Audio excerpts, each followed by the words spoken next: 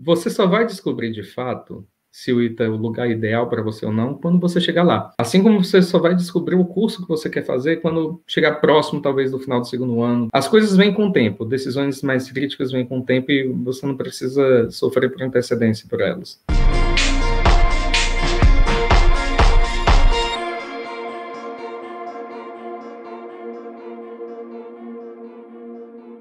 Sejam muito bem-vindos a mais um episódio da nossa série especial Iteanos que Inspiram. E nessa série eu trago aqui para você a história de um iteano, né? Na verdade, ele vem aqui e conta que tem uma vida inspiradora, tem uma história inspiradora, tá? E hoje eu trago para falar com vocês um professor universitário lá dos Estados Unidos. Ele formou no ITA e agora ele é professor universitário nos Estados Unidos, é PhD. Bom, ele vai contar essa história para nós. Vamos lá. Seja muito bem-vindo, meu amigo Felipe Bastos. Como é que estão as coisas com você aí? Meu grande amigo Bruno Werneck, um prazer estar com você. Obrigado a todo mundo que está aqui participando. Dizendo aqui a todo mundo uma coisa que o Bruno esqueceu a coisa mais importante na apresentação dele, que é falar que nós somos colegas de turma. Então, eu e o Bruno nos conhecemos há praticamente, 19 anos, desde quando nós entramos no ITA. 19 anos. Então, mais um prazer. Muito obrigado pelo convite, obrigado a todos pela participação. Espero poder contribuir com alguma coisa. Vai contribuir com certeza. Sabe o que eu estava pensando aqui, Felipe? A gente podia mandar esse link lá para nossa lista do ITA. O que você acha? Mas eu acho que vai ficar legal, né? Vai animar bastante as pessoas, né? O problema é que a galera pode fazer zoeira aqui com a gente, mas depois a gente tira do ar a live e tal. Vamos ser realistas, né? Eu acho que é interessante o pessoal ver que a gente faz mais do que estudar no ITA, né? Que o mais importante que a gente tira do período que a gente passou lá são essas amizades, né? Já temos o quê? Daqui a pouco vamos fazer 20 anos que entramos no ITA, 15 anos de formado, e mesmo assim a gente continua, obviamente, aí com nossos laços, né? Cada um seguindo o seu caminho diferente, mas sempre mantendo contato. E, obviamente, por que não? Se o pessoal quiser zoar, que estejam à vontade, né? É isso aí, né? Eu tô meio enrolado aqui, porque eu tô mandando lá na lista do WhatsApp para ver se a galera aparece. Daqui a pouco eles vão aparecer. Ô, Felipe, me conta uma coisa, né? Quer dizer, eu já sei, né? Eu já conheço a vida aqui de cor e salteado. Mas o que eu queria te pedir para fazer é o seguinte. Conta para nós aí como é que foi a sua história.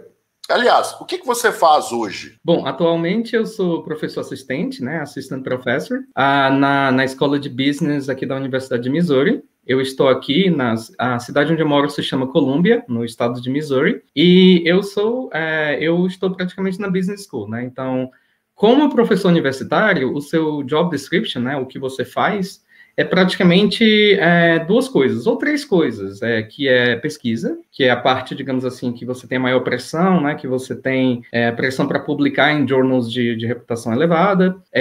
Eu, obviamente, também ensino, né, por exemplo, esse semestre estou ensinando. Também tem a terceira componente aí do trabalho de um faculty, é serviço, né, que é serviço para o seu departamento, serviço para a profissão, quando você, digamos, avalia no peer review, né, quando você está avaliando o trabalho de um outro colega, você está prestando um serviço para a sua profissão, mas é essencialmente isso, né, atualmente eu estou no processo que a gente chama de tenure track, né, aqui nos Estados Unidos, assim como em boa parte do mundo, né, as universidades, ela tem esse conceito, essa instituição que a gente chama de tenure, que é um momento na carreira do professor onde você adquire estabilidade acadêmica, né? Uma estabilidade que ela é feita justamente para permitir com que você faça pesquisas sem que tenham pressões externas na sua liberdade intelectual, né? Ou seja, é a sua curiosidade intelectual que guia a sua pesquisa. Então, mas para conseguir esse tenure, você tem um período de estágio probatório, né? Que é o período que você é assistant professor, aonde você é esperado ter um determinado número de publicações ou ter uma determinada performance nesse período, né? Então, é o período mais estressante do ponto de vista, assim, de pressão para poder publicar, para poder mostrar resultados.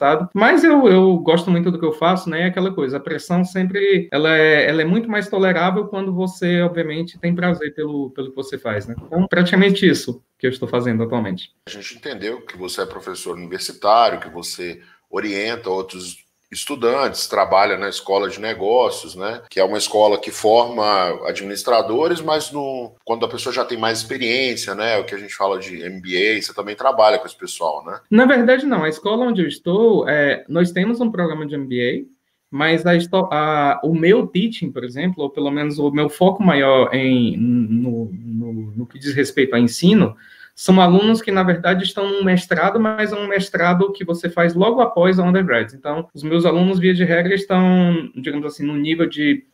o momento da carreira deles profissional é praticamente o momento de quem está prestes a começar suas carreiras, né? A sair da escola e começar suas carreiras. Claro, outras escolas, né? Principalmente escolas como, digamos, Harvard ou MIT e tudo mais, eles são mais focadas em programas como o MBA, como você bem falou, né? O MBA, ele é um programa que, via de regra, você faz não assim que você se forme, via de regra, você vai para o MBA quando você já tem seus 3, varia muito de escola para escola, escolas têm, digamos assim, preferências por perfis um pouco diferentes, mas qualquer coisa entre 3 anos e 8, 9 anos de vida profissional é comum você ver pessoas, digamos assim, saindo do mercado de trabalho e voltando para a escola para adquirir um MBA.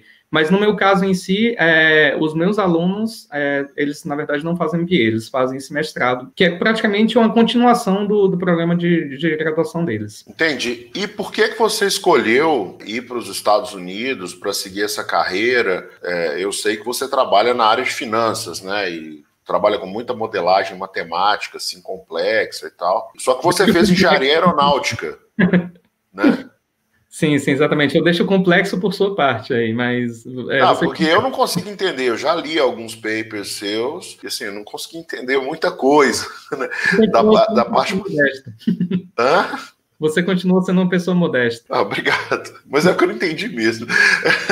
É que é mais avançado, é bem avançado, na verdade. Mas aí eu queria entender, assim, por que você escolheu esse caminho, uma vez que você fez engenharia aeronáutica? Bom, é uma pergunta bem pertinente, Bruno. Na verdade, a minha transição da engenharia, eu diria não apenas engenharia aeronáutica, mas da engenharia mais, digamos assim, técnica ou mais clássica, como a gente conhece, para o mercado financeiro, ela ocorreu não no nível da escola, mas no nível profissional, né? Ou seja, eu me formei em 2006, né? Assim como o senhor. Meu primeiro emprego foi a Embraer, foi uma experiência bem rica para mim, mas eu tinha um interesse em aprender mais finanças, aprender mais economia, e muitos colegas nossos foram trabalhar no mercado financeiro, e eu vi, pelo menos na área de risco, uma área onde seria técnica, ou seja, teria os requisitos que eu gosto, e ao mesmo tempo seria no mercado financeiro, poderia aprender outras coisas. E aí foi quando eu transicionei minha carreira da Embraer para o Itaú. E aí, meu plano até então era, de fato,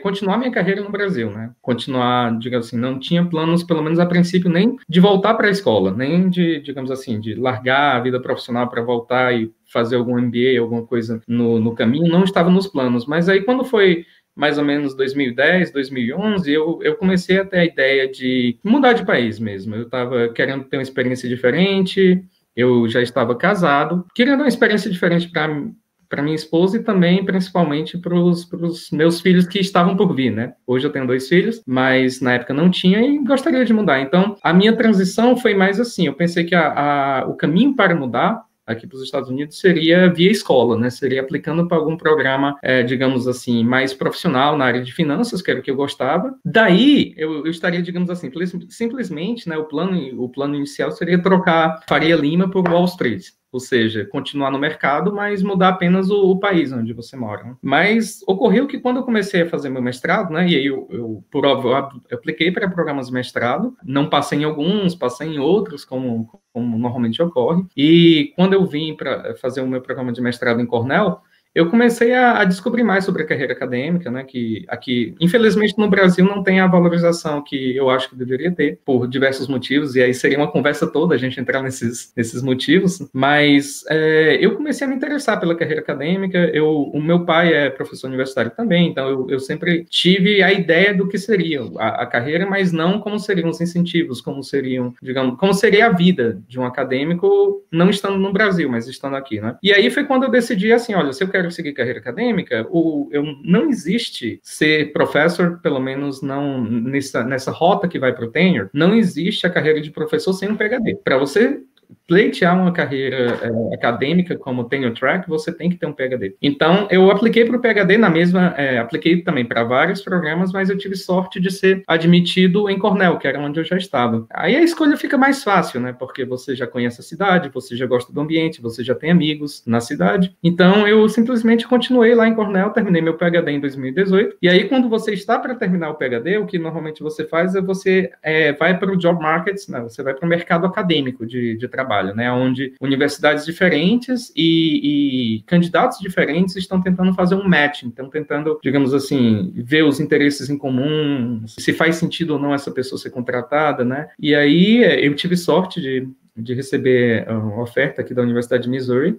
Gosto muito dos meus colegas. Teve uma química muito interessante entre o que eu gostava de fazer, a minha agenda de pesquisa e o meu departamento. Então, e a cidade é muito legal também, ou seja, a gente chama College Town, né, cidades que são cidades universitárias, né, como o nome próprio diz. São cidades bem vibrantes, né, tem uma população universitária forte, são cosmopolitas, na maioria dos casos, né, tem gente de praticamente todos os países do mundo. E, via de regra, são bem diversas culturalmente. Você tem, sei lá, restaurante chinês, tailandês, mexicano, etíope, e por aí vai, etíope, né, e por aí vai. Então, eu gosto do ambiente de College Town, então minha mudança de Cornell, que é uma universidade que fica em Ítaca, que é uma cidade lá no upstate New York, ou seja, bem, bem frio e bem distante de outras cidades grandes, mas é uma College Town. Também mudança de Ítaca para Columbia, Missouri, que também é uma College Town, ela foi bem, eu diria, suave. Obviamente, assim, o clima é um pouco diferente, as pessoas são, obviamente,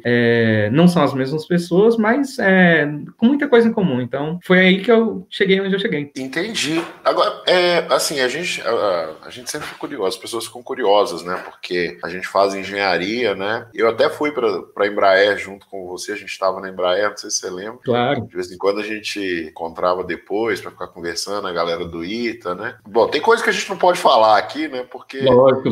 Né? Conversa de universidade a gente deixa para falar mais no offline, vamos dizer assim, coisa engraçada que aconteceu na faculdade. Outro dia eu entrevistei, outro dia não, essa semana, quarta-feira, eu falei com o Leonardo Ostan, né? Então foi difícil segurar assim para não contar nenhuma história engraçada, né? Mas a gente segurou. Me admiro por isso. Eu não teria conseguido. Ele contou aí como que foi a história dele para a NASA e tal. Você estava com a galera no MIT durante o ITA, né? Não teve você foi com o pessoal para o MIT? Conta essa história aí. Foi uma experiência, foi a primeira vez, para ser sincero, que eu saí do Brasil. Tinha 22 anos de idade. E o que aconteceu, né? O curso de aeronáutica, eu não sei como as coisas estão hoje no ITA, eu acho que eles estão mais abertos a alunos fazerem um semestre no exterior, ou um semestre, um ano. Eu já ouvi falar que o ITA estava com uma parceria com a École Polytechnique na França, que é uma das melhores, se não a melhor escola de engenharia da França. Então, isso são experiências muito boas, né? No meu caso, o que aconteceu, né? Eu acho que o primeiro aluno do ITA a fazer uma certa, digamos assim, um estágio no exterior, ou pelo menos um semestre fora, foi um aluno da turma de 2002, que, se eu não me engano, ele foi para a Inglaterra. Não lembro agora qual foi a universidade, mas foi para a Inglaterra. E aí o que aconteceu? Em 2004, a turma de aeronáutica começou a mandar alunos para a Alemanha e para a França. Para a França, especificamente para Toulouse. Toulouse é como se fosse a São José dos Campos da França, né? É um polo aeronáutico forte lá. E eles foram para uma escola chamada Superior, se não me engano, que é uma escola muito boa, né? E pessoas indo para a Alemanha também, né? E eu acho que eles notaram que estava sendo positivo para os alunos, com certeza, e positivo para a escola, né? Você tem uma experiência durante a graduação de morar no exterior, conhecer outras culturas, trabalhar num ambiente onde as pessoas não estão falando o seu idioma. Isso aí é muito enriquecedor para qualquer pessoa, independente se você quer ser engenheiro, ou se você quer ser consultor, ou trabalhar no mercado financeiro. Para você como pessoa, eu costumo dizer que a sua carreira ela é um apêndice da sua vida pessoal, né? Não tem como você colocar a sua carreira na frente dela, porque, no fundo,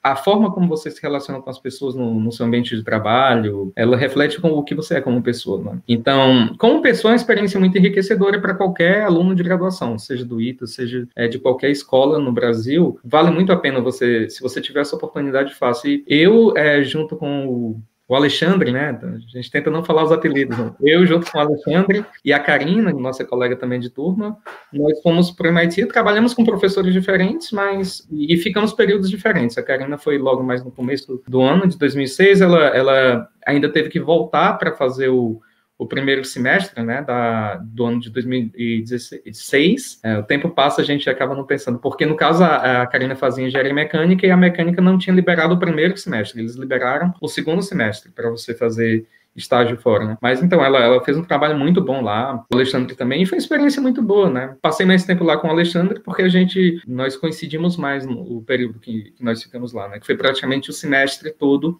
o primeiro semestre de 2006. Mas foi uma experiência muito válida, gente. Obviamente, assim, quando você está nas primeiras turmas aí, né? E no caso, o pessoal de 2004 e 2005, muita gente foi para a Alemanha, para a França, mas por MIT, antes da gente, né? Tinha ido um aluno da turma de 2005, o Daniel Cunha. E ele com certeza abriu bastante as portas para a gente. Mas então, isso é uma coisa que é muito forte, né? No ITA. A gente sabe que quando você vai para um lugar, principalmente um lugar que não conhece a sua instituição antes, né? Você tem uma responsabilidade de bem não só por você, mas você tem uma responsabilidade de bem também pelas próximas turmas, né, que estão por vir. E para mim foi uma experiência muito enriquecedora. Primeira vez que saí do Brasil, comecei meu trabalho de graduação no MIT, aí depois eu voltei, e aí, obviamente, assim, quando eu voltei, o segundo semestre, né, o semestre final do quinto ano, ele era bastante cheio de matérias, né, digamos assim, era praticamente um semestre comum, mas eu ainda procurei fazer estágio, então, mas é uma coisa que, independente da escola que você tiver, eu diria assim, se você tiver uma oportunidade, seja estágio, ou seja uma experiência mais acadêmica, que seria graduação sanduíche, ou passar um semestre fora, ou poder fazer pesquisa, ou o que seja, faça essa experiência, que você vai voltar, não apenas você vai aprender um outro idioma, que isso aí não tem bypass. Se tem uma coisa que você tem que aprender no mundo de hoje é inglês.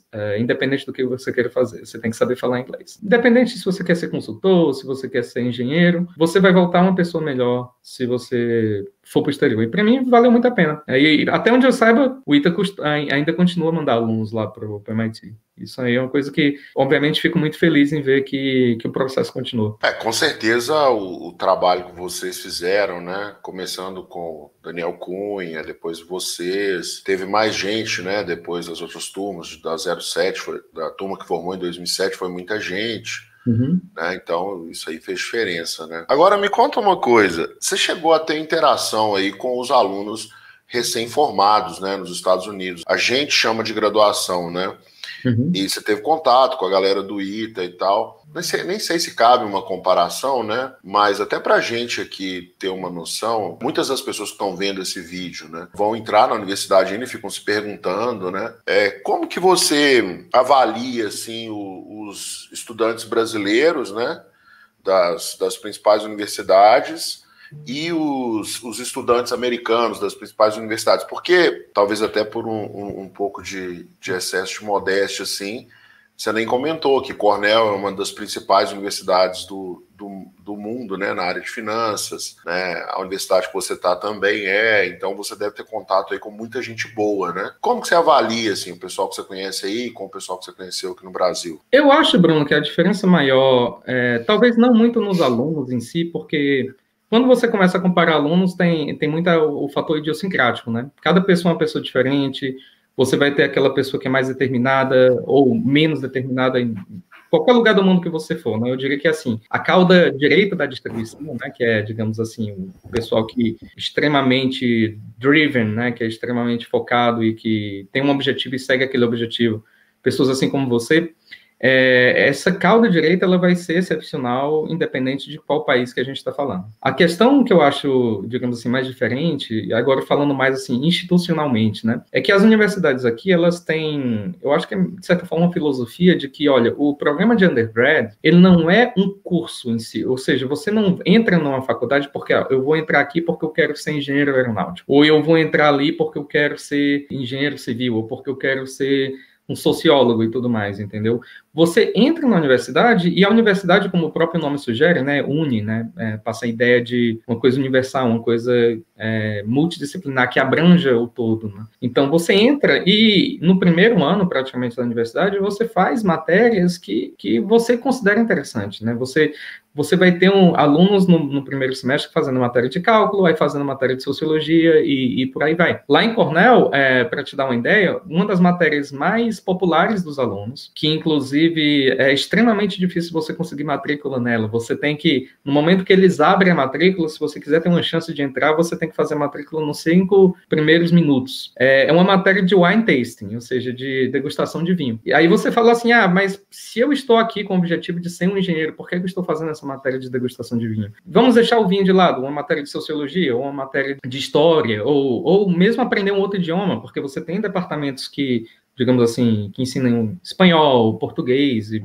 outras línguas, né? Ou literatura, ou o que seja. Então, acho que existe meio que esse conceito que você vai para o undergrad não é para poder aprender uma profissão. Mesmo porque o mercado de trabalho, ele muda muito rapidamente, né? As profissões que a gente conhecia 20 anos atrás e que a gente julgava que eram promissoras há 20 anos atrás, né? Eu não sou economista do trabalho, né? Labor economist, mas eu gosto muito da literatura de labor, e uma coisa que os labor economists falam bastante é essa questão de substituição tecnológica, que aparentemente ela é mais baseada em rotina do que propriamente em skill. Ou seja, carreiras que sejam mais rotineiras, elas são mais sujeitas a uma substituição, né? E você fala assim, o que seria uma rotina, né? Se você está, digamos assim, se você está processando uma amostra para poder saber se a pessoa tem câncer ou não, embora isso seja uma coisa essencialmente importante, ele é um processo que exige repetições, né? Você pensar no algoritmo. E o que muitos economistas hoje falam, principalmente os que estudam labor, né, é que essas carreiras são as que são mais sujeitas à substituição. Mas por que eu estou falando isso? Eu acho que na graduação não faz sentido você ter por objetivo aprender uma carreira. Assim, eu vim para aqui para aprender ser engenheiro aeronáutico. Eu vim aqui para aprender ser engenheiro eletrônico. Eu vim aqui para aprender ser médico. Inclusive, aqui nos Estados Unidos, a medicina não é uma graduação. Medicina, ela é um curso que você faz depois que você termina o seu undergrad. Então, eu acho que essa é a maior diferença institucional. Você vê alunos fazendo matérias praticamente na universidade toda. Obviamente, à medida do momento que você vai se formando, você vai precisar de um major, né? O major seria, digamos assim, aquela disciplina que é mais que foi a disciplina na qual você se especializou mais, ou seja, você adquiriu o conhecimento necessário para se dizer um major naquela determinada área. Aí, vamos supor, você pode ter um major em economia e um minor em computer science. O que é que quer dizer que você tem um minor em computer science? Quer dizer que, olha, você fez requisitos do curso de economia a ponto de ser considerado um major, ou seja, você tem um conhecimento maior em economia, mas você fez lá suas 8, 9 matérias de computer science, que obviamente não te deixam no ponto do major em computer science, mas te colocam no ponto do minor. E por que eu acho isso interessante? Porque eu acho que no Brasil, muitas vezes as pessoas, eu diria, muitas vezes não, com certeza, na maioria das vezes, pessoas escolhem que curso fazer baseado em empregabilidade, né? Empregabilidade pensando numa determinada ocupação. Você pensa assim, se eu fizer uma faculdade de engenharia, eu vou ter um emprego, se eu fizer uma faculdade de literatura inglesa, eu não vou ter emprego. Não quero utilizar estereótipos, mas seria uma forma que a pessoa poderia pensar.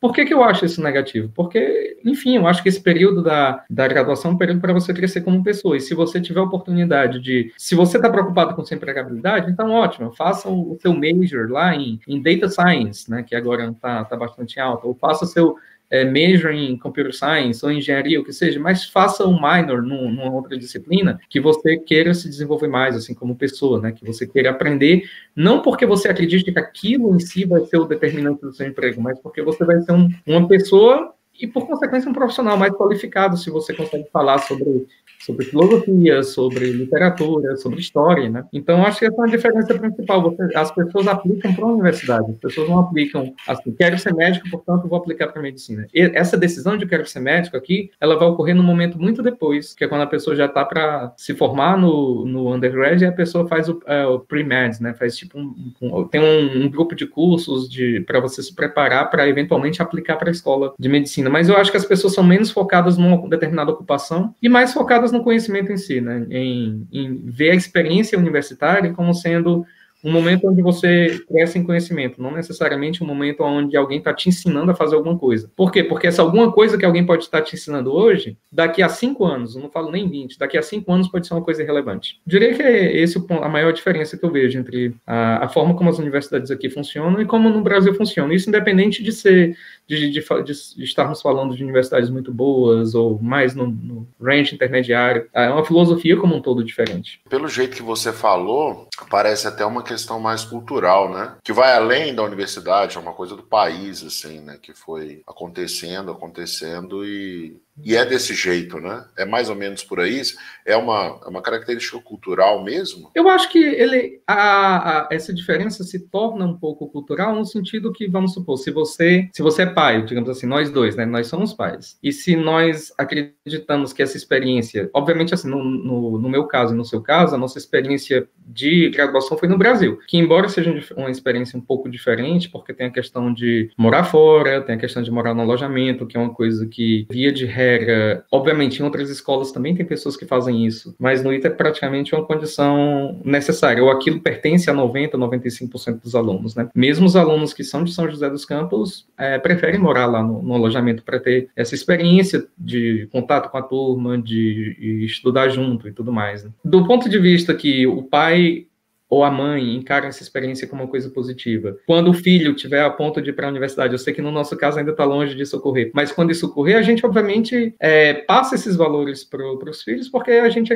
considera aquilo interessante, né? Por exemplo, assim, meus filhos não nasceram no Brasil, então imagino que eles não queiram fazer o ITA, né? Mas se eles estivessem morando no Brasil, eu com certeza ficaria muito orgulhoso se eles fizessem. Não que isso seja uma condição necessária, né? Eu acho que, como pai, você quer, obviamente, que o filho siga aquilo que ele ou ela acham mais interessantes, que sintam como sendo aquele caminho, né? Mas, assim, eu acho que ela se torna cultural no sentido que, olha, se você teve uma experiência na universidade que incluiu fazer matérias diferentes, conversar com pessoas diferentes, festas também, afinal de contas, a vida não se resume a estudo. Se isso fez parte da sua vida, você também quer que isso faça parte dos seus filhos. Assim, recentemente eu estava vendo, nós estamos aqui nos Estados Unidos como um país como um todo, né, com essas discussões de as aulas estão voltando agora, não é? E aí?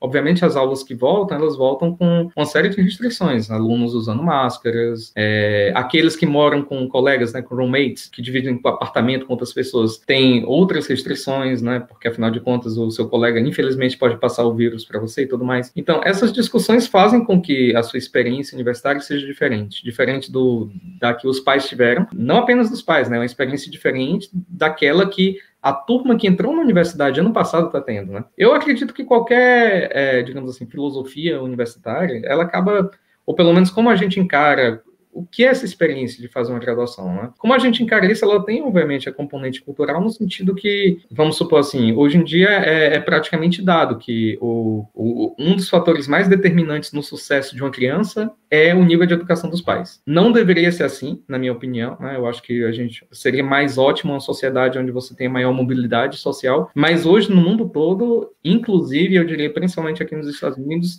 o fator que tipo de educação que seu pai e sua mãe tiveram está sendo muito mais determinante no futuro educacional e no sucesso profissional de uma criança do que propriamente outras coisas, como resultados de um teste e tudo mais. Por conta disso, eu diria que, assim, sim, tem uma componente cultural, mas é uma componente que eu diria que, assim, não é nada específico do brasileiro ou do americano que torna elas diferentes. Ou seja, se, à medida do momento que universidades no Brasil ficassem, digamos assim, mais parecidas com as daqui, ou seja, não sendo você aplica para o vestibular e você escolhe um curso no momento da aplicação, uma coisa mais diferente, assim, você aplica e você escolhe o curso depois, você faz as matérias com todo mundo, depois você escolhe o curso depois, que no caso do ITA é assim que funciona, né? Mas o ITA é um pouco diferente porque é uma escola muito pequena, né? Uma escola pequena e muito focada em cursos que são muito parecidos. Mas eu acho que outras escolas deveriam ser mais nessa linha de, olha, eu não estou vindo aqui para essa universidade para fazer o curso de relações internacionais, eu estou vindo aqui para a universidade para aprender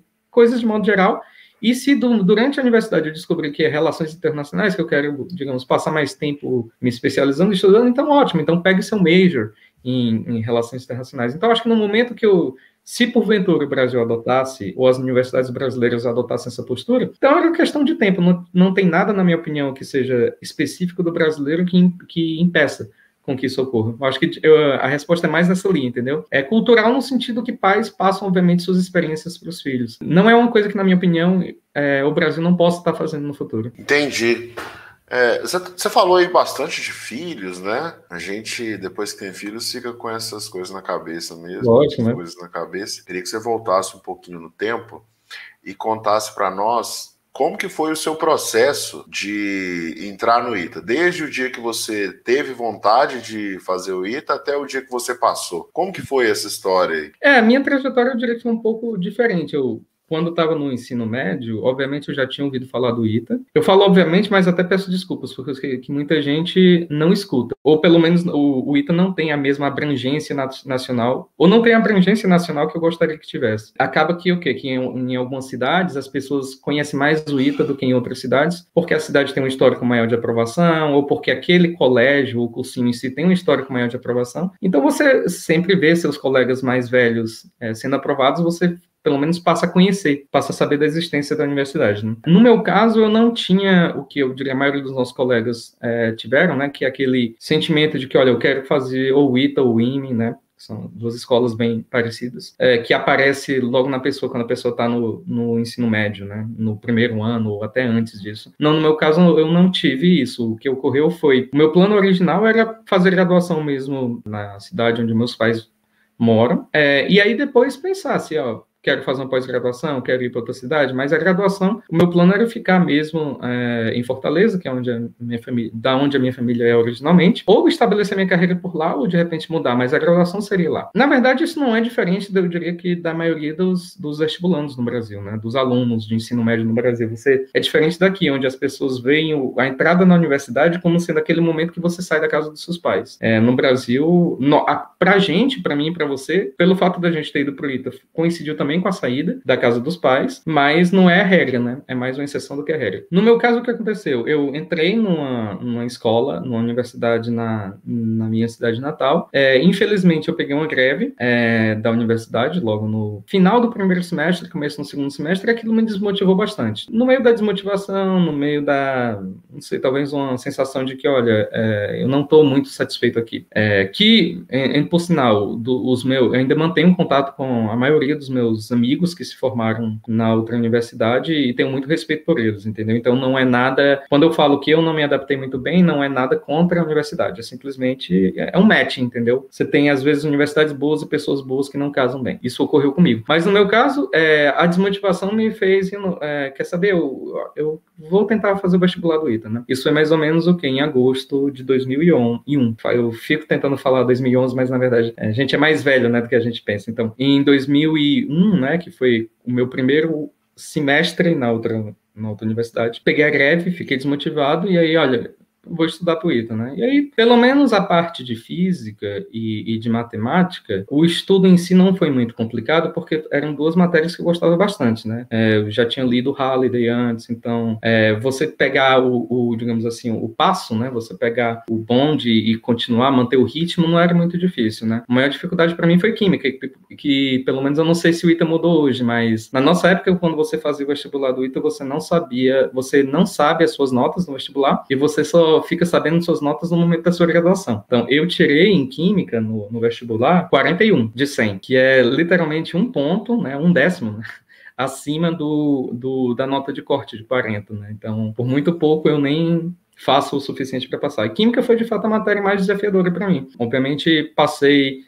aí de agosto até o dia do vestibular, focado mais em química do que em todas as outras matérias juntas, né? E aí, bom, felizmente deu certo, foi aprovado, e aí você tem aquele choque, né? Porque, olha, pensei em fazer o vestibular, fiz meio que sem compromisso, passei, e agora? Como que vai ser? Então, foram 3 semanas foi no dia 27 de dezembro de 2001, que a gente recebeu a notícia da aprovação. E a gente se apresentou no ITA no dia 20 de janeiro de 2002. Na verdade, eu fui um dia antes, muitas pessoas vão antes, obviamente, porque o dia 20 é o dia que você, de fato, está lá, né? Que você recebe as primeiras instruções de como vai ser e tudo mais, né? Quando você começa a fazer o CPUR. Então, mas do dia 27 ao dia... Até uma semana antes de fato, eu viajar, eu fiquei naquela dúvida. E aí? Como se, de repente, sua vida tivesse sido chocada, né? Você recebe um choque de expectativas. E você pensa, pô, não tinha planejado isso, né? Mas aí, quando eu fui, né, eu diria que, assim, obviamente excluindo minha vida pessoal, né, pensando, assim, na minha vida profissional, coisas que não dizem respeito, obviamente, a casamento e filhos, foi, com certeza, a melhor decisão da minha vida ter ido pro ITA. Eu precisava ter, obviamente, essa experiência de fazer faculdade fora, de conhecer todo mundo na turma, de enfrentar desafios que vão além de, não estou conseguindo aprender essa matéria e tudo mais. Não, é uma coisa maior do que isso. Não é só as matérias, convivência, é você saber enfrentar uma situação onde uma pessoa pensa diferente, você pensa de outra forma, você estar sentindo falta da família, mas você vê ao lado que tem outros colegas que estão na mesma situação. Então foi, diria que assim, num aspecto profissional e pessoal, foi a melhor coisa que eu fiz na minha vida. Obviamente, tirando outras coisas que têm uma importância maior, né? Que é questões familiares, mas... Ou pelo menos o que diz respeito minimamente ao aspecto profissional, eu não me arrependo. Hoje eu faço uma coisa totalmente diferente do que eu aprendi no ITA, digamos assim, né? Se você pensar que eu fui treinado para ser engenheiro aeronáutico, eu não uso Navier-Stokes no meu trabalho. Eu não uso a equação da linha sustentadora de Prandtl no meu trabalho. Eu uso outras coisas. Eu uso modelos econômicos, teoria econômica de modo geral. Talvez a única coisa que eu aprendi no ITA que eu uso no meu trabalho hoje é você fazer uma regressão linear, né? Que isso é estatística básica, né? Que a gente aprende no segundo ano do curso fundamental. Mas é aquela coisa, não importa, entendeu? E entra um pouco naquela discussão que a gente estava tendo sobre por que você vai para a universidade. Né? O fato de eu ter aprendido aeronáutica, o Bruno, por exemplo, fez eletrônica. Mas pro que a gente faz hoje, se ele tivesse feito aeronáutica e eu tivesse feito eletrônica, não teria feito diferença alguma. Ele continuaria sendo o empreendedor que ele é, agora fazendo esse trabalho muito bacana com o quadro. Eu provavelmente teria feito a mesma coisa que eu hoje estou fazendo, entendeu? Bruno ter estudado mais Maxwell do que eu é mais um luxo dele do que propriamente algo que determine o que ele faz hoje. Maxwell é uma parada assim que eu nunca aprendi de verdade. Eu não aprendi isso direito. Teve até uma história engraçada que eu estava uma vez dando uma aula particular em Belo Horizonte, estava no ITA ainda, e eu fui na casa do aluno, da aula, né? E os pais dele eram engenheiros da Embratel, engenheiros eletrônicos, né? E eles falaram assim, você é do ITA, né? Você deve ser muito bom em matemática, física. Quais são as equações de Maxwell? Eu falei, putz, eu não sei. Eu pensei, né? Vou blefar. Fala do teorema de Gauss. Fala do teorema de Gauss que você usa para mudar da forma integral para a forma diferencial das equações de Maxwell. Então, aí o que eu falei? Eu falei assim, mas você quer saber na forma diferencial ou integral? Aí o cara falou assim, não, pode deixar. E foi embora. Mas eu não sabia nenhum das duas. Muito bom, muito bom. Eu só sabia que tinha, né? Uhum. Essa é uma das histórias, né, engraçadas, assim, mas mais leves. Me conta uma coisa. Você falou aí do ITA e tal. O que mais te marcou? O que mais te marcou durante o tempo que você esteve no ITA? Com certeza foram as amizades que eu fiz. Conheci pessoas de várias turmas, Hoje é um pouco estranho falar assim, olha, conheci pessoas de todos os cantos do Brasil, né? Hoje eu conheço pessoas de vários cantos do mundo, né? Mas na época o Brasil era um mundão, né? Sei lá, o meu universo se restringia à cidade de Fortaleza, no máximo ao estado do Ceará, e de repente você conhece pessoas de praticamente todos os estados do Brasil, né? Então, fizemos grandes amizades, né? Tipo assim, é diferente, a forma como eu falo com você fala comigo na entrevista, hoje é totalmente diferente. Vai além do fato da gente ter feito matérias em conjunto, entendeu? Que na verdade a gente nunca fez, né? Você, no fundamental, era de uma turma diferente da minha, embora a gente entrou no mesmo ano, né? E depois fomos fazer cursos diferentes, mas é aquela coisa, quem se importa com isso, né? A gente coincidiu 5 anos de ITA e temos muitas histórias que, obviamente, são censuradas, a maioria delas, mas que elas marcam a gente. Por exemplo, assim, hoje em dia você vê que praticamente todos os nossos colegas decidiram seguir caminhos distintos, né? Tem muita gente que está no mercado financeiro, tem gente que ainda trabalha com engenharia, tem gente que foi para consultoria, tem gente que está em posições de lideranças em empresas, em setores diferentes, tem gente que está no governo, tem gente que está na academia, que é o meu caso, né? Mas independente, tem gente que é empreendedor, o seu caso, né? Empreendedor em educação, que é uma coisa que eu acho que tem muita oportunidade para ser escalada, né? Obviamente, agora eu estou ensinando o padre a rezar, né? Estou falando de educação para um expert como você, mas eu acho que é um setor que tem muita oportunidade de escalabilidade. Você está fazendo um trabalho muito bom. Então, acho que eu nunca experimentei, eu nunca passei pela situação onde algum de nossos colegas está se dando bem, ganhou um prêmio, ou fechou um deal, ou o que seja, entendeu? Teve uma notícia boa na vida profissional e as outras pessoas se sentem, digamos assim, chateadas com isso. Não, isso é uma coisa que a gente nunca passou, entendeu? Eu vibrei quando vi o quadro no encontro com a Fátima Bernardes, né? E, obviamente, isso é um accomplishment muito maior do que falar comigo hoje no quadro. Mas não importa. O que importa é que é muito bacana você ver um colega seu se dando bem. Então, para mim, os laços de amizade que eu fiz no ITA são os fatores mais importantes que eu tirei de lá, com certeza. Assim, eu acho mais importante falar com você. Tem mais história para contar, é mais divertido. Não precisa falar isso, meu cara. Não, mas é verdade, né? Teve uma vez, né, que a gente foi lá para Nova York, né? Uhum. E aí Lembro. a gente se encontrou. E aí a gente. Até minha mãe vai ficar brava, né? Porque ela não gosta que eu vou falar baixo aqui. Pode falar. Mas não sei se você lembra, a gente saiu para ir numa pizzaria, Domino's, eu acho, para comprar uma pizza. Ah, sim. Né? E no meio do caminho de volta, a gente passou perto de uma loja de vinhos, né? Tinha mais um amigo com a gente, um amigo seu. Ah, eu lembro, Rafael. Vamos levar um vinho. Aí você perguntou, qual que vocês gostam e tal. Eu sei que no final a gente acabou levando 3 vinhos. Eu tomei uma garrafa, você tomou outra. Como é que é o nome do rapaz que estava com a gente mesmo? Rafael, eu acho. O Rafael tomou outra. Eu vou te falar, eu nunca falei inglês tão bem na minha vida. Rapaz, pra você ver, né? O álcool, né, acaba aflorando talentos que a gente não conhece, né? Você falou muito bem. Eu falei bem. Nossa, eu fiquei impressionado, porque eu fui embora conversando com um indiano e ele me contou a vida dele todinha. Até a Lucimara, que estava comigo, ficou assustada, assim, gente, Bruno, eu não sabia que você falava tão bem, né, por causa disso. Mas, enfim, esse foi um fato que me marcou muito, né, quando eu viajei, eu nunca vou esquecer disso. Teve algum episódio que te marcou muito durante o tempo que você estava no ITA? Rapaz, vamos lá, né? Vamos tentar falar alguma coisa que seja censurada, mas com as palavras corretas, né? Eu lembro que teve um colega meu que, quando eu estava tomando banho no alojamento, jogou um balde d'água na minha cabeça, quando eu estava tomando banho. Quem que foi esse colega? Você lembra quem era? Eu não sei, não. Quem foi? Eu espero não ter falado nada errado, tá? Não, mas tirando esse, assim, desse colega aí, que presepada que esse rapaz fez, né? Mas deve ser uma pessoa melhor, né? Mas uma pessoa mais ajuizada e tal. Mas tirando esse episódio, teve algum outro, assim, que te marcou muito? Talvez alguma coisa acadêmica, sei lá, para motivar as pessoas a estudarem muito. Na adolescência, muita gente não gosta nem de tomar banho, né?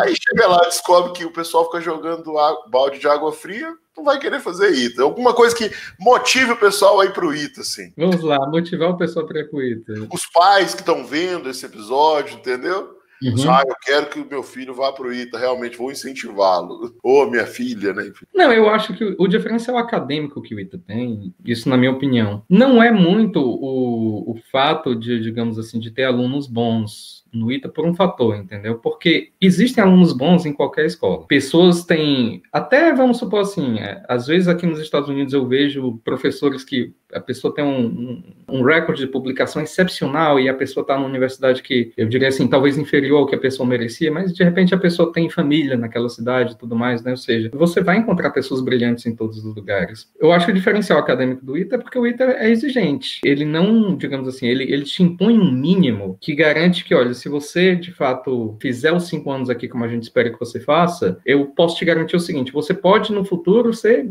brilhante, ou você pode, talvez, não ser excepcionalmente brilhante, mas você vai ser bom. Eu acho que esse é o diferencial acadêmico do ITA. Agora, do ponto de vista de experiência, de o que você tira mais do ITA, né? Eu diria que, assim, olha, você vai ter seus 18 anos de idade e você vai aprender a morar sozinho, você vai aprender a pegar aquele ônibus e visitar sua família, você vai provavelmente valorizar mais sua família depois que você for pro ITA, do que quando você morava na casa dos seus pais ou com quem você eventualmente mora. Realmente você vai ser exigido ao extremo. Eu lembro que teve uma semana no meu terceiro ano que de segunda a quinta, aliás, de segunda a sexta, ou seja, 5 dias, 4 noites praticamente, eu devo ter dormido, somando tudo, eu devo ter dormido 5 horas praticamente. Foi uma semana bem intensa, né? E obviamente a gente sabe que isso ocorre também por culpa da gente, né? A gente não se planeja tão bem estudando as coisas antes para poder, quando chegar no dia que a semana aperta, você tá um pouco mais tranquilo, né? Aí vem aquela questão, né? O que é que valeu mais a pena? Vale mais a pena ter essa experiência das 5 horas de sono numa semana toda, né? Ela vale mais a pena pelo conhecimento em si que você aprendeu naquelas semanas, ou você tira disso uma lição de vida que vai além, sei lá, no caso era um relatório de aerodinâmica, era um exame de estruturas e alguma coisa assim que eu tinha que fazer. Não foi o conhecimento em si do laboratório de aerodinâmica que me fez, que eu extraí mais daquela semana, foi o fato de, olha, Vai ter momentos na sua vida onde você vai estar no extremo, onde você vai ter muita coisa para fazer. E o diferencial é você se manter nisso, entendeu? Então, isso poderia ser matéria de aerodinâmica, que poderia ser outra coisa. Por exemplo, acho que o Bruno se lembra disso porque foi uma matéria que todos nós fizemos, né? Mas a gente teve um professor, né? Nosso querido Biga, por sinal, a gente o chamava de Biga porque ele queria se referir a Viga, mas por conta do sotaque dele, ele chamava Viga como Biga, né? Então, o Biga, ele dava exames para a gente fazer. Uma outra coisa que eu diria também muito importante que a gente tira do ITA, né? O nosso código de ética, de honra, disciplina consciente, o fato da gente fazer exames em casa, no alojamento, sem fiscalização, e você ter aquela relação de confiança entre você e o ITA, entre você e seus colegas também, que aquilo lá é sua honra, não é o que te faz não olhar para o livro ou para o que seja, é a sua honra que está em jogo e não a questão de ter ou não ter alguém fiscalizando. Mas, por exemplo, o Biga deu uma prova para a gente que você levava para o apartamento e você tinha que resolver um sisteminha de equações lineares, ou seja, uma matrizinha lá, né? Mas era uma matriz 24 por 24, né? Você tinha 24 equações e 24 incógnitas. E haja braço, né? A chance de você errar, se você tem 24 vezes 24 coeficientes, a chance de você entrar um deles errado, por sinal, a gente poderia usar o matemática, né? O Biga deixou a gente usar o matemática para resolver. Mas que não estivesse usando, entendeu? A chance de você entrar no papel um desses coeficientes errado é altíssimo. E, mesmo assim, obviamente, gente acertou, teve gente que errou, tudo mais. Eu fui dormir naquela noite, né?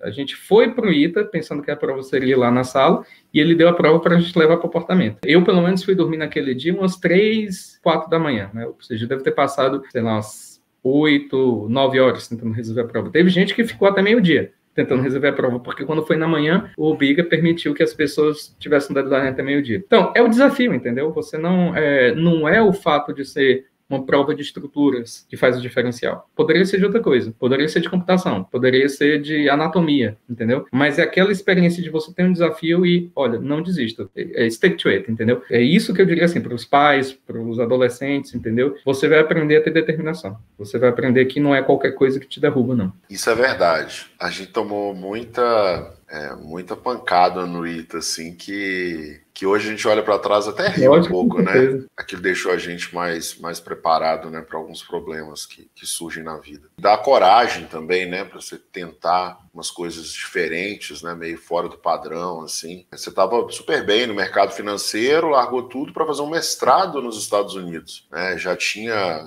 o quê? Uns 4 anos de formado, pelo menos? 3?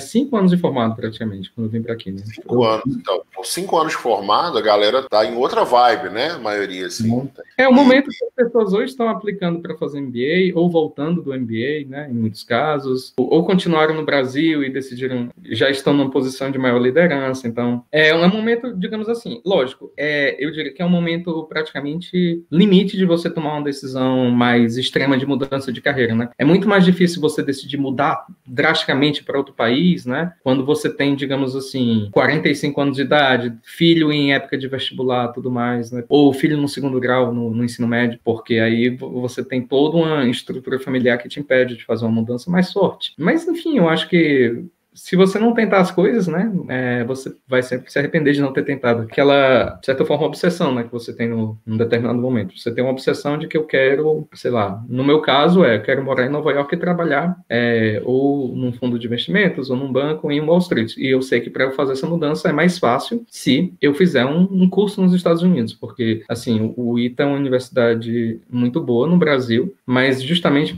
pelo ITA ser pequeno, o ITA não é muito conhecido no mundo afora. Eu diria que, assim, nas escolas mundo afora que tiveram a oportunidade de ter gente do ITA lá, nós somos bem vistos, porque via de regra os itanos vão bem nessas escolas, mas são poucas escolas. É diferente você criar um prior, né, sobre o quão bom a universidade se você só pegou um aluno e esse aluno mandou bem, versus, digamos assim, tem universidades, dá um exemplo, né, o IIT, que na verdade existem vários IITs na Índia, né, Indian Institute of Technology, existem obviamente os mais competitivos, né, o de Delhi é extremamente competitivo, por aí vai. Então, o exame nacional do IIT, se não me engano, eles devem selecionar talvez uns 2.000 alunos, considerando todos os IITs. Então, eles selecionam mais alunos que o ITA, considerando todos.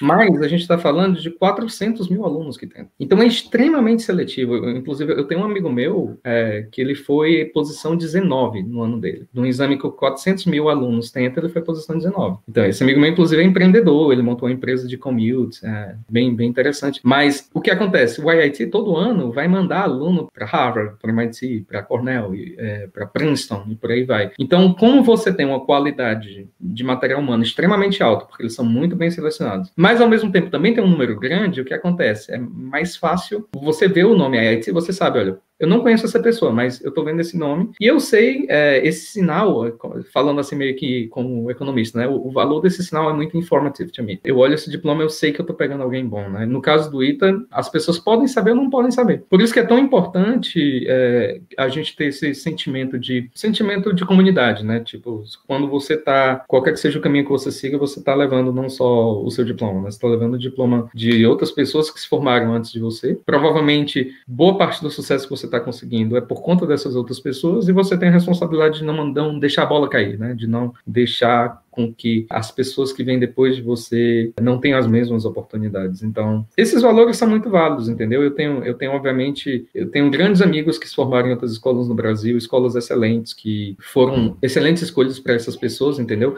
Longe de mim dizer que o ITA é o único caminho interessante para uma pessoa seguir no Brasil, né? E isso em hipótese alguma. Mas, ou por exemplo, se você não quer ser engenheiro mesmo, em hipótese alguma, não tem muito por que você fazer uma escola de engenharia. Se você quer ser médico, por que você vai perder 5 anos fazendo ITA, né? Embora alguns dos nossos colegas fizeram isso e hoje estão muito bem, né? Estão muito felizes e com certeza utilizam o fato de terem passado 5 anos no ITA ajuda o futuro deles, né? A gente tem, por exemplo, professor no ITA que fez medicina depois de ter feito ITA, né? Mas o meu ponto é que, assim, obviamente existem muitas opções positivas, ou muitas opções boas no Brasil de universidades. Aí é o aspecto pessoal, né? Para mim, foi muito válido morar fora de casa, foi muito válido conhecer vocês. É muito gratificante ter uma conversa com um colega de turma via alguma coisa, Zoom ou o que seja, né? Mas é gratificante ter essa conversa que, embora eu não possa falar tudo, né? Porque certas coisas são impróprias, é muito bom essa relação que a gente construiu, que a gente provavelmente não teria construído se a gente estivesse morando em outro lugar que não fosse alojamento, né? Se a componente sair de casa não fosse comum a mim e a você, né? É verdade, é verdade. Tem umas perguntas aqui. Teve uma pessoa que fez 3 perguntas e 2 delas você respondeu, né? Quanto o ITA exige de estudo, aí você deu alguns exemplos. Ele perguntou sobre os professores e algo inesperado, e você falou o caso do Biga. Agora, tem uma pergunta que você não respondeu, que é a seguinte, hein? Pergunta do Alberto. Em algum momento durante o ITA, você pensou em desistir do ITA, sair do ITA e fazer outra coisa? Eu diria que na primeira semana, né, que é a semana que você sente aquele choque, você foi acostumado a dormir 18 primeiros anos da sua vida, né? Você dormiu na sua casa, de repente você abre o olho e você está no alojamento, né? E você está com pessoas que você não conhece e tudo mais, né? Aquele clima de passar no vestibular, todo mundo com o cabelo cortado, mas... Então, é um momento que você balança um pouco, pelo menos eu balancei. Eu não sei se eu teria balançado se eu tivesse a ideia de ir pro ITA bem firme desde, digamos assim, do segundo grau, né? Que no meu caso foi uma coisa meio que inusitada. Mas esse é o momento que você tem que contar com a ajuda da sua família.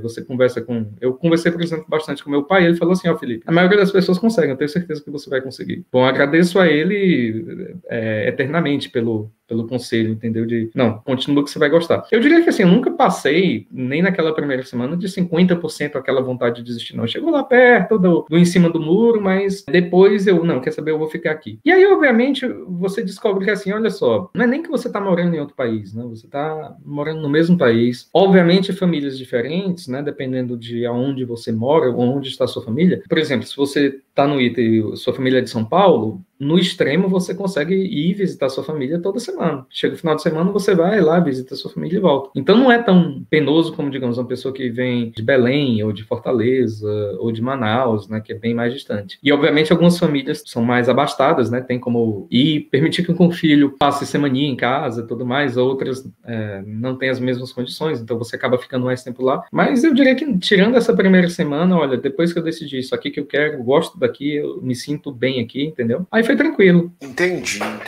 A gente tá até avançando aqui. Agradeço, em primeiro lugar, pelo tempo que você separou para falar com a gente, né? Com a situação de Covid, tem família, tem trabalho. Então, para não tomar muito mais o seu tempo, né? Você não está tomando nenhum tempo. Para mim é um prazer. Que bom, fico feliz. Mas, assim, te agradecer e pedir para você, de alguma maneira, passar uma mensagem para aquelas pessoas que querem prestar o ITA e que, de repente, não sentem aquela confiança ou têm alguma dúvida. O que você diria para essas pessoas? Eu diria que, olha, você só vai descobrir de fato se o ITA é o lugar ideal para você ou não, quando você chegar lá. Assim como você só vai descobrir o curso que você quer fazer quando chegar próximo, talvez, do final do segundo ano. As coisas vêm com o tempo, decisões mais críticas vêm com o tempo e você não precisa sofrer por antecedência por elas. No momento do vestibular, eu diria que é o momento, talvez, a situação maior de ansiedade do vestibulando é, e aí, vou passar ou não vou passar, né? Então, eu diria que, assim, primeiro, descubra como você funciona, qual que é a forma melhor que você aprende, né? Cada pessoa aprende de uma forma, tem gente que gosta de fazer resumo, tem gente que gosta de assistir as aulas repetidamente, tem gente que assiste uma aula uma vez e gosta de logo fazer exercício. O que eu diria é, descubra como você funciona, né? Se descubra primeiro antes de começar a estudar. Uma vez que você sabe como que você assimila melhor o seu conhecimento, não desista, porque uma vez você tendo a aprovação, você vai... Eu seria leviano se eu falasse, você vai adorar, porque pessoas são diferentes. E como eu falei, né? Tem pessoas que seriam muito mais felizes em outras escolas do que no ITA, e vice-versa também. No meu caso, eu não fui muito feliz numa instituição antes e depois eu mudei para o ITA e gostei bastante. Eu diria que com a chance boa, se você está pensando em fazer o ITA agora, com a chance boa, probabilidade alta, você vai gostar, você vai ter uma experiência muito bacana lá. E aí, se você gosta de aulas online, né, e por exemplo, eu agora, na minha própria matéria, né, eu estou gravando vídeos, eu estou me adaptando a essa mudança tecnológica que todos nós somos forçados a fazer no meio da pandemia. Mas eu falo, eu tive a experiência muito aí prazerosa e surpreendente de ver as aulas do quadro. Depois, quando a gente terminar esse call, eu vou perguntar para o Bruno como é que ele faz para poder escrever no quadro como se tivesse um Vitor, assim. Ele escreve, peraí, o máximo que eu consigo fazer é compartilhar meus slides via Zoom e os alunos verem, né? Então, eu acho muito profissional, extremamente didático. Pelo menos os 2 vídeos que eu vi até agora, né? Um deles estava resolvendo uma questão do IME lá, mas, enfim, didático, acho que essa é a palavra correta, né? Então, se vocês tiverem oportunidade, assistam as aulas do quadro. O Bruno tem experiência muito grande com a educação, como educador e agora como empreendedor em educação. Mas a experiência dele como educador, ela acaba se refletindo, sim, nessa habilidade de transformar um problema difícil num problema não tão difícil. Encontrar simplicidade no fim daquele emaranhado de coisas complexas. Então, eu diria, estudem pelos vídeos do quadro, por seus livros, ou pelas duas coisas, ou façam exercícios, mas mantenham perseverança até o final, que, no final das contas, tudo dá certo. Muito obrigado. A gente manteve uma conversa séria, equilibrada, de 2 senhores, pais de família, né? Eu vejo muito programa de futebol, né? E às vezes eu vejo uns programas que os jogadores ficam conversando e eles meio que conversam em códigos, assim. Um fala uma coisa, aí o outro ri, o apresentador fica lá olhando, assim, para um lado e para o outro. É mais ou menos a gente, né? As esposas é que reclamam, né? Mas... As meninas estão os namorados, porque a gente conta sempre as mesmas histórias, né? Do mesmo jeito e ri do mesmo jeito. Marca bastante, né? Não só pra gente, né? Existem teorias que falam que os anos da universidade são acho que os psicólogos chamam de formation years, né? São os anos que você se forma como pessoa. Tanto que, por exemplo, assim, você pode até fazer um curso depois, por exemplo, eu tenho 3 diplomas de Cornell, né? No fundo, quando você faz o PhD, você ganha um outro mestrado também, né? Então, assim, eu considero Cornell o lugar que me formou como cientista, mas o ITA foi o lugar que me formou como profissional, como pessoa, entendeu? Então, é uma relação muito diferente, a relação que você tem com sua escola de graduação e a relação que você tem com outra escola que você vai, eventualmente, fazer um curso depois, entendeu? Mas é um curso que você já vai formado como pessoa, entendeu? Então, esses anos sei lá, seus 18 aos 25 anos são os anos que a gente forma nossas fundações, né? Que seguem nossa vida adulta. Pra gente, esse período foi muito marcante, né? Então, por isso que a gente conversa aí com os códigos que ninguém entende, né? Mas depois, tudo bem, a gente pode... Depois, quando a gente conversar em off, a gente pode tornar os códigos mais explícitos. Depois a gente faz uma outra série também. Ao invés de ser iteanos que inspiram, a gente faz Papo do H8. Rapaz. Aí a gente faz uma outra pegada. Eu acho que muito obrigado por você veio aqui. Que Deus te abençoe. Senhoras e senhores, esse foi o Felipe Bastos, que esteve com a gente aqui. Um grande abraço para vocês. Um grande abraço para você, Felipe. Grande abraço, meu caro. saúde para todo mundo. E obrigado a todo mundo que participou. Espero ter contribuído de alguma forma.